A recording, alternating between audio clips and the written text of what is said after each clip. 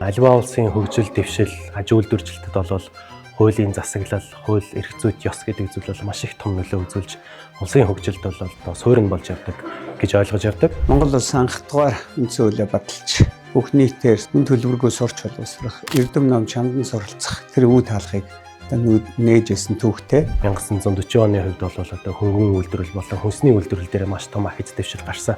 1960 онд 3 дугаар үндсэн хуулиар тэр үед бол нэгдсэн үндэсний байгууллагт гишүүнээр илсэн байсан. 1970-аад онд одоо бүх нийтээр бичиг үсэг тайлагдсан. Бас хот байгуулалтын төвшөнд бас дараагийн одоо шинэ ахиц гарсан.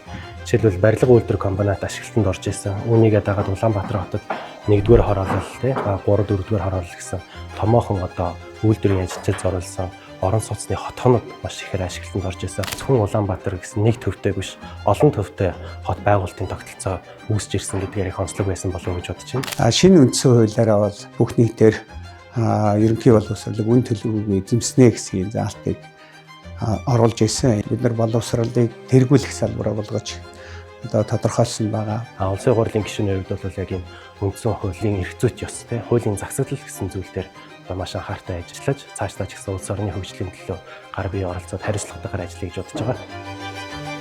Санан тунхаглах ирээдүй.